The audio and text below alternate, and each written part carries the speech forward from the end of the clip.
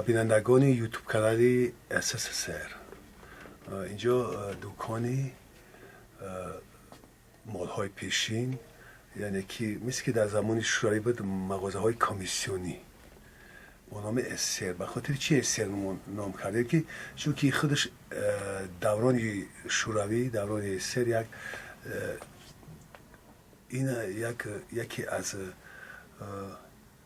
سرنوشت تاجیکان است. مثلا یک دوره تاریخی مردم تاجیک است، از این خاطر مونده روش SSR. چون که دستاوردهای 100 ساله همین دوران شوروی در این مگزین عرض هستی دارد. مثلا از نشانه های سر سینگی، همه نمودی نشانه های سر سینگی هست. مثلا حتی این نشانه نخستین که به مکتب می رفتیم اکتبریت، این پیدا کردنش خیلی مشکل است، اما خوشبختانه به ما دسترس شد. مثلا پیانیر، من وقتی که کلیپ می گرفتم برای طالب جان در اطلسی رنگی 10، در اونجا باید ما هم دوره شوروی نشون میدادم، هم دوره حاضره. پیدا کردن مشکل بود همین نشانه های پیونیری، اما در ما هست. اینجا بسیار چیزهای نادیری عهد شوروی هستند. مثلا تصویرهای ولادیمیر ایلیچ لنین، مثلا مجسمه ها، پیکره های ولادیمیر ایلیچ لنین، پیکره های شخصیت های سیاسی عهد شوروی هست. پرچم ها هست، ویمپل ها هست. مثلا ویمپل های نادیر، این ویمپل هم اگه 5 دانه بود، یک تا برای خودم یادگاری گذاشتم، دیگرش هم به فروش گذاشتم. خیلی این نادیر است. سوزنی ها داریم زیاد، سوزنی های بسیار ارزشمند، کاری دستی مردم. در اینجا مثلا پیکره مثلا رفیق ستالین است که خیلی نادیر است. مثلا این از برنز، از برنج 1934. خوشبختانه با ما دسترس شد. من این را بعد چند وقت یک پول پیدا کردم و خریدم، چون که اگر نمی خریدم از دست می رفت. بعد این مجسمه مثلا رفیق کیروف، اینم خیلی فرسوده و شکسته، اما با وجود اینا من با ما دسترس شد. در اینجا مثلا هم نمودی سوزنی ها، خلعت های زیبا و گوناگون. در اینجا هنرمندانی تمامی مثلا از تئاتر، از سینما، بیشتر از بچه های سینما از ما لباس میگیرن، اجاره میگیرن. از تلویزیون ها، تمامی شبکه های تلویزیون تاجیکستان از همین دکان من مثلا اجاره میگیرن و اینها کمک میکنم تا جایی که من دیگر دستم چیزی نمیآید. با این هم یک کمک خیلی بزرگ است، چون که من از اینها هیچ وقت پول نمیگیرم، چیزی طلب ندارم. میدونم که اینا هنرمند است، ایجادکار هستند، اینها نیاز دارن به دستگیری. مثلا برای هنرمندان لباس های گوناگون مثلا تقدیم میکنم، برای نوارها، نوار برداری. از خارج از کشور زیاد می آید. از کجاها؟ از تمام دنیا می آید، از تمام دنیا. حالا من راجع به همین بچه های میگم که من تمامی چیزها را برای اینا تقدیم میکنم. برای مثلا فیلم وقتی میبردارن، مثلا اسباب و انجام هایی که در فیلم استفاده میشود، حتما به بچه ها کمک میرسونم. میدونم که این بچه ها به کمک نیاز دارند، چون که اینها را کسی کمک نمیرساند. مثلا اینجا پیکره پیاتر یک، این پیکره نادیر است.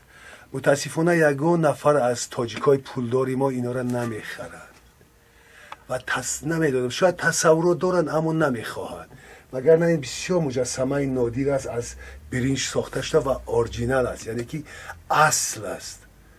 این همگی 5 تا در روسیه پادشاهی کپی شده بود است برای امپراتور. یکیش به همین نفری که این رو برای من سپرید از چند اولاد. این یکی از نبیره های همون شخصی که دکتر بوده است، طبیب در سالهای 20 به تاجیکستان میآید، چون که در اینجا کسلی های زیادی مثلا وبا و سیل این کسلی ها بوده است، از بابا بزرگش مونده است. بابا بزرگش در درباری امپراتوری روس کار میکرد، با این تقدیم شده. چقدر شخصیتی نامی بوده است که با این تقدیم کرده است. این اورجینال است، نمیگیرن تاجیکا.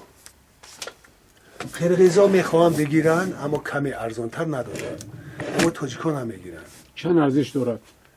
ارزشی اصلا خیلی گران است. مثلا در اربا در مسکو، در همون جایی که انتیکا میفروشن، آثارهای مثلا تاریخی روسیه را میفروشن، کاپیش یعنی که قلبکیش $12,000 بده است.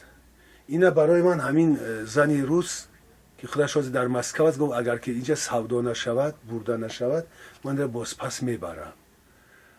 بازپس از وزارت اجازت نامه می، چون که از باباش یادگاری مونده است. اینه برای ما سپارید $4,000. اما این خیلی هم نادر است.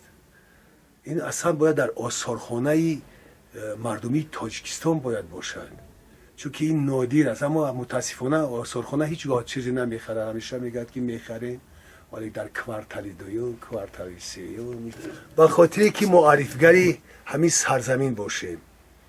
اصلا من خودم هنرمندی تئاتر سینما هم، از بس که در اینجا مشکلی در هنر و در کار ایجادی است.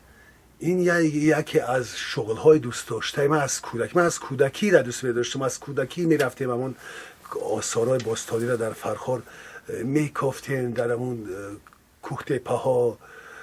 بعد در خانه پیانیرو هم در اعضای گروهی همون سیاحی جوان بودم، هم در همون گروهی تئاتر لختک هم بودم، در همون خانه پیانیرو دوست می داشتم. یک معما برای شما میگم، در فروشی آثار قدیمه و پیشینه و مثلا همین صنایع دستی نرخ نیست، نرخی عمیق معین نیست، تخمین. فهمیدی؟ در این آثار مثلا همین مجسمه که خیلی نادر است، مثلا وقتی برای یک نفری که از تاجیکای خودمون میگه که همین چقدر ارزش داره، میگه که من اینو نمیخرم، میگه بیا 100 تومان، میگه نه نمیخرم. کدامش که بعضا با تصور داره خیلی میگه میخرم، میشه 200-300 تومان. فهمیدی نه؟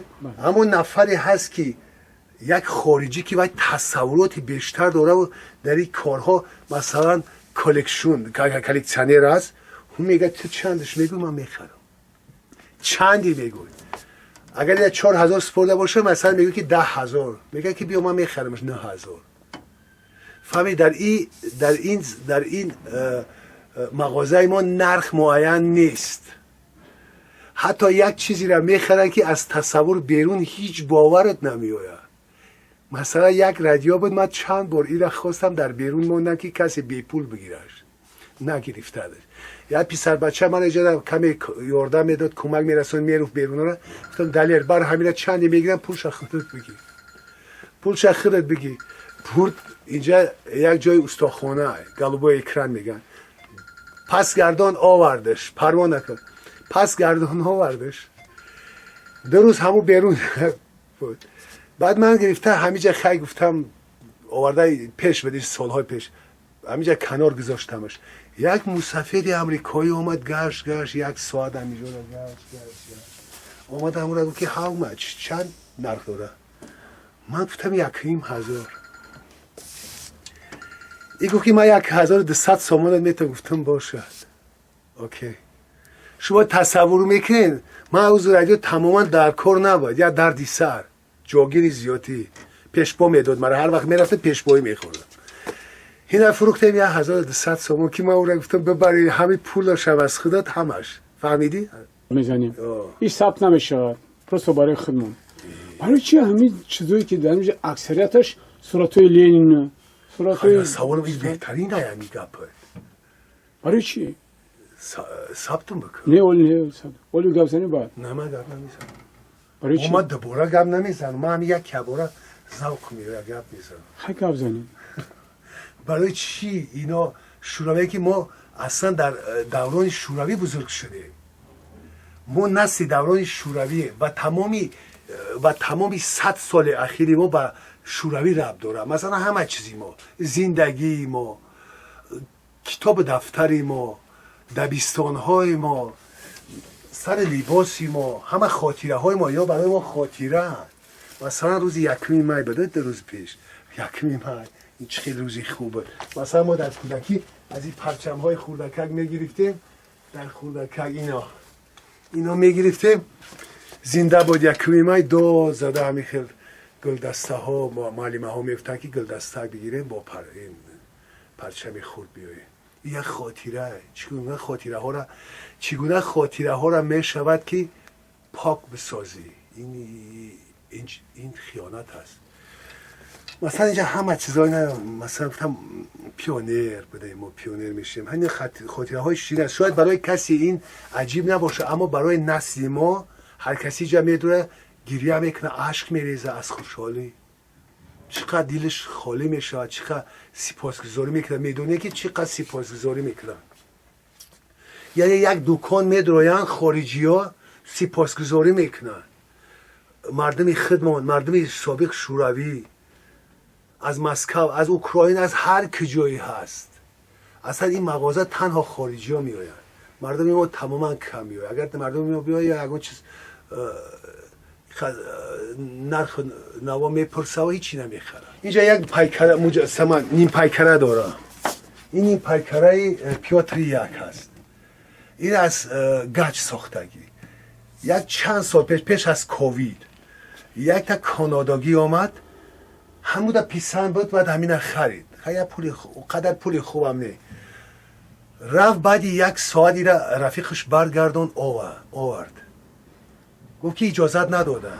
شما ببینید این یگان با تاریخ ما وابسته نیست. بعد اگر از یگان متل مثلا گران ارزش می بود بگذار، یا که از یک گیلز، از یک گچ ساختگی، این ارزش نداره. از گچ در گچکاری در بیناها ارزش داره. اینا بگذار که اینا پس گردان. بگو چیکار کرد؟ چیزهایی که مثلا ارزشمندن ما اونا را هیچ وقت نمیفروشیم. اونا در داخل تاجیکستان چیزهای ارگینال نمیفروشیم. این چیزهایی که مثلا این کوزه، یکی کوزه گیلین، اینا میگن چی کلالگری، و اینا زیاد است، از اینا استحصال میشود. چگونه اینا اجازت نمیده؟ شما گفته که نمیفروشید، آیا این رو فروختن ممکن است؟ اینا من میفروشم در داخل تاجیکستان. هر قدر خواهش میکنم یگان تاجیک نمیگیرن. اگر خارجی خرید، حتی پولدارایی که خیلی ثروتمندن میگن ما اسب دوست میداریم، اولی بعد میبیایم، اولی بعد دیگه تمام.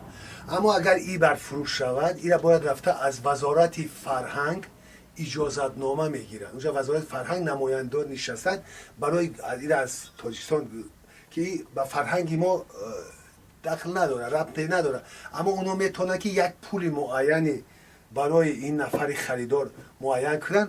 اجازت نامه اجازت هست.